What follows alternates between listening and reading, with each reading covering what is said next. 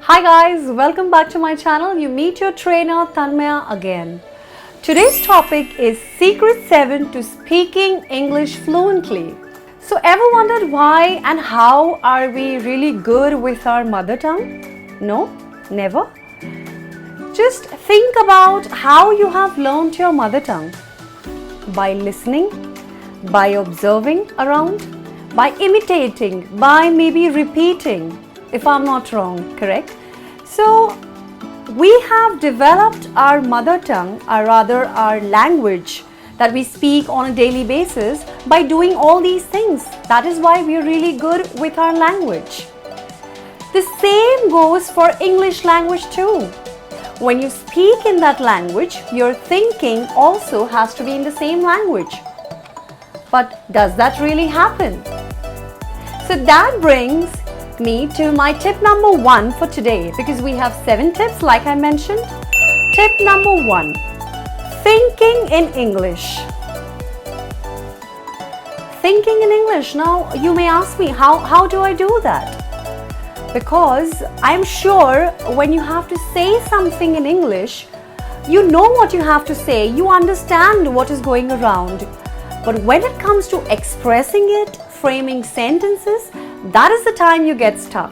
You start falling short of words, you start falling short of thoughts.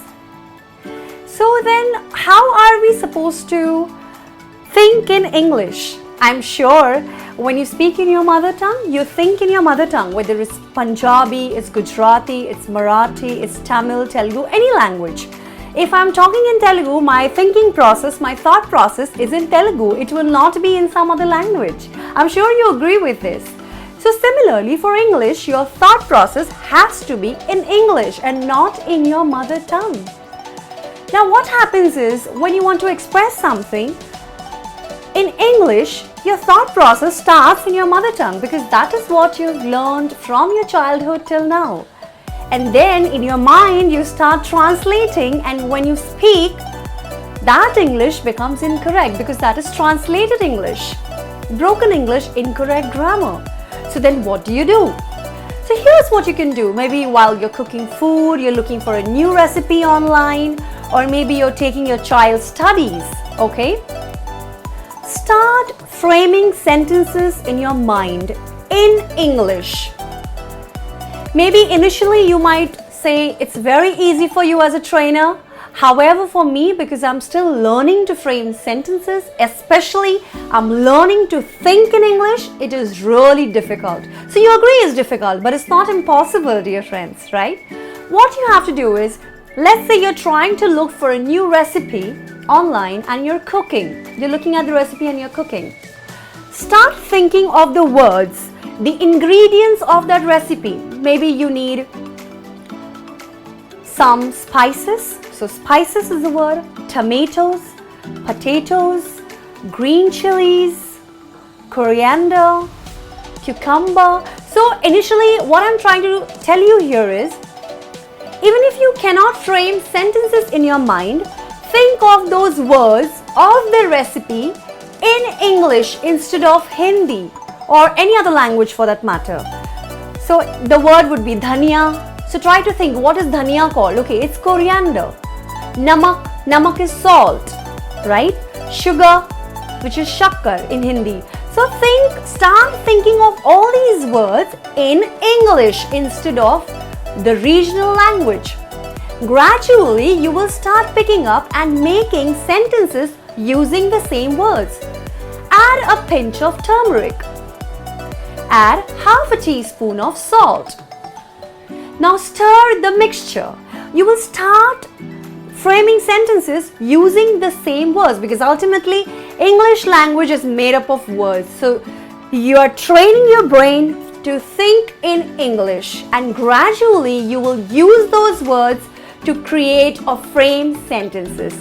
This is the best way. This you can do anytime, like I said, while you're cooking, looking for a new recipe, taking your child's studies, or maybe you're just having a conversation with your family, thinking what you're going to do next. Do this. And whatever tips I'm going to give you today, let me tell you that all these tips have to be practiced every single day. Only then I can guarantee you that you will definitely become fluent in framing your sentences and in your English language. So now you may tell me that what if, my sentences do not come out right, my sentences are broken. How do I know whether I'm framing the sentences correctly? Do not think too much. Don't take the load.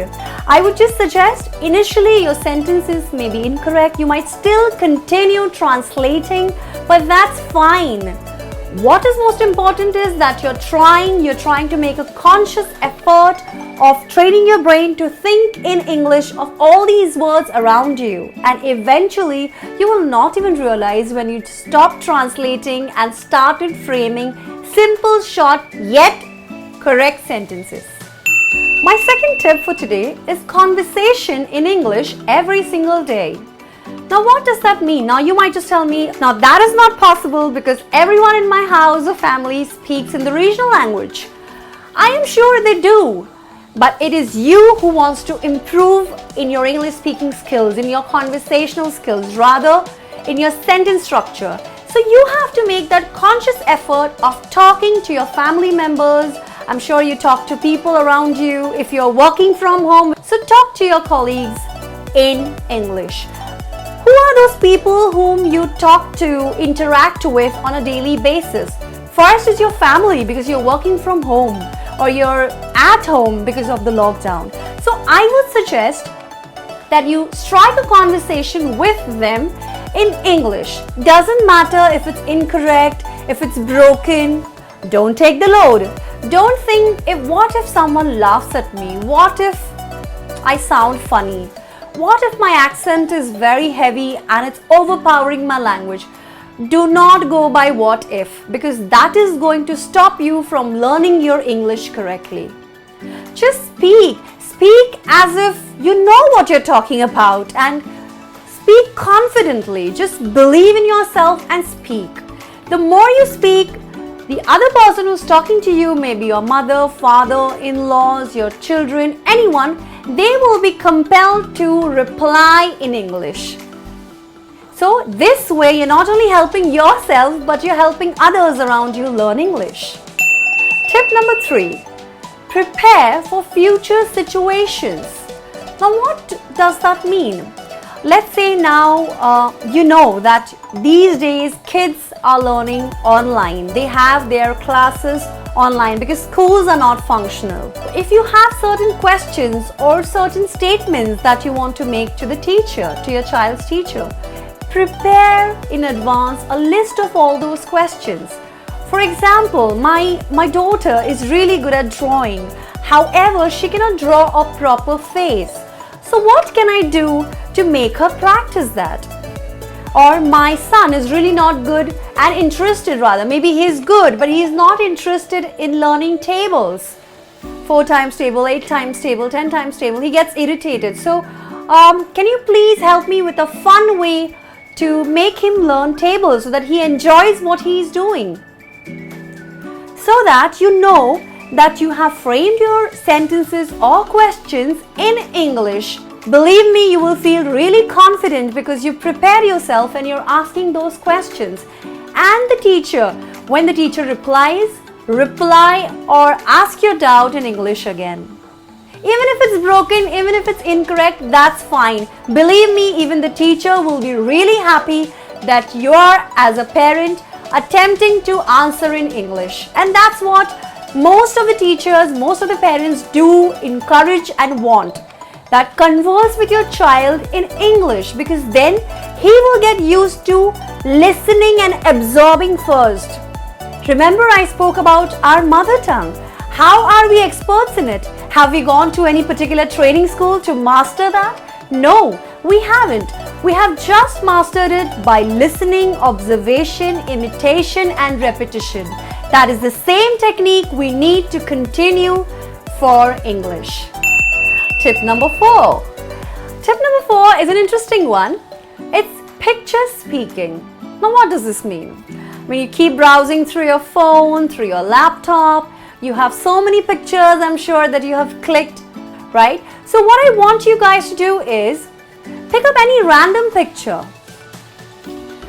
Put the timer on the stopwatch for 20 seconds or maybe 10 seconds. And this is about training your brain to think in English faster.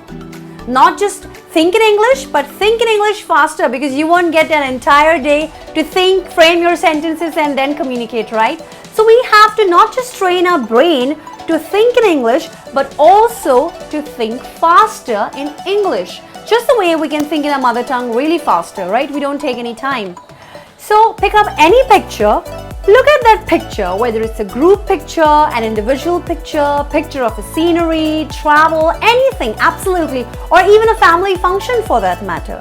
Pick it up, time it up, say for 10 seconds or 20 seconds, and start framing sentences in your mind about that picture. Hey, this is a picture of my last Singapore trip. It's a family trip.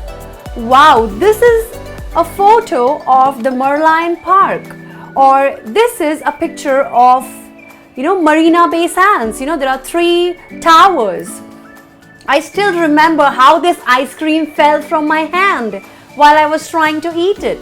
So it could be anything. Pick up any random picture and try to frame sentences looking at that picture in your mind. This way, again, you're training your brain to think in English, and then eventually your sentences will start coming out from your mouth, and believe me, they will be correct. Because this is a practice that has to be done on a daily basis.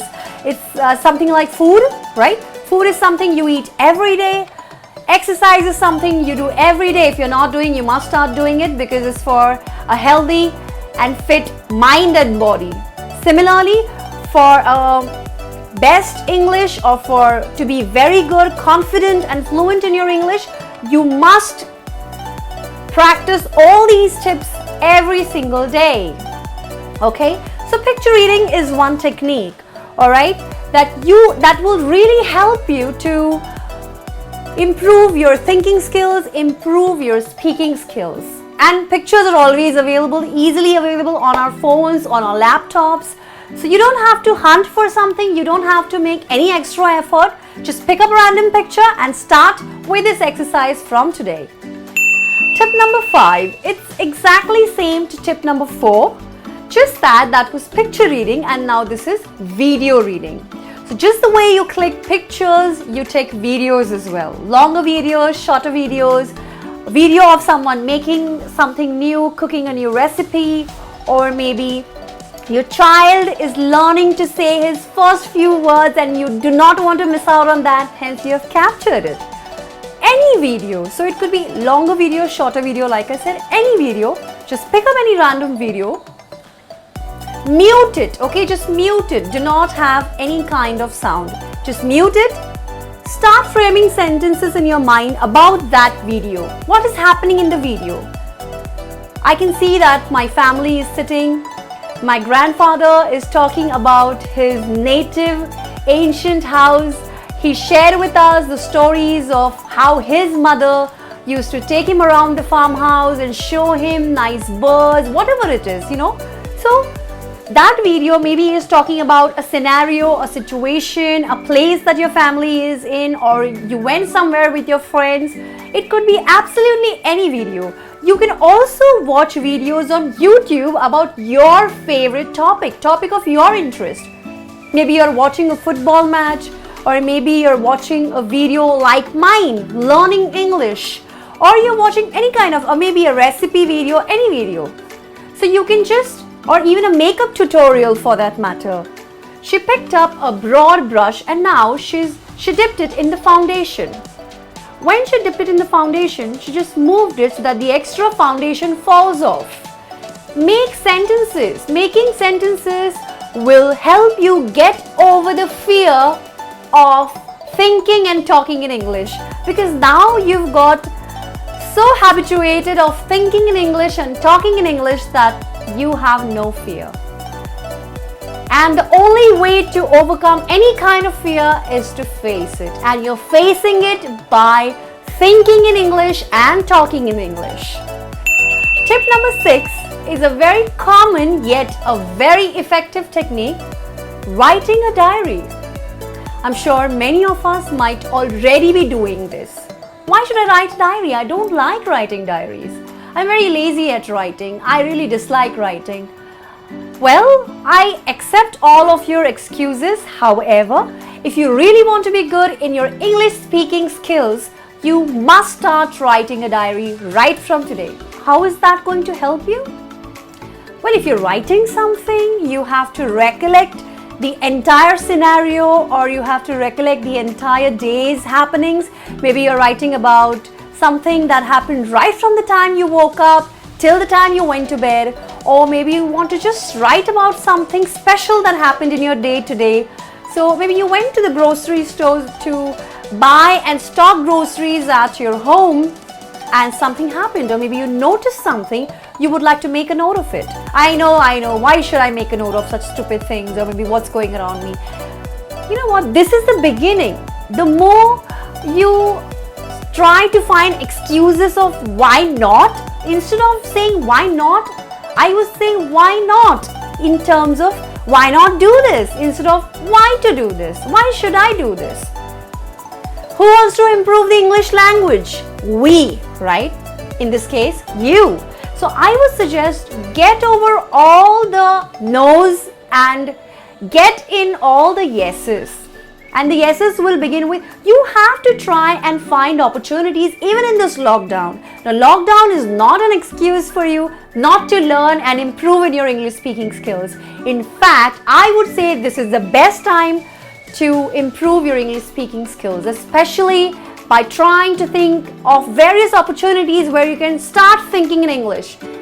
You know what? It can be any scenario, but I would really like you to think about it and note it down. You can also write about the expenditure. Many people have a habit of writing the daily expenditure.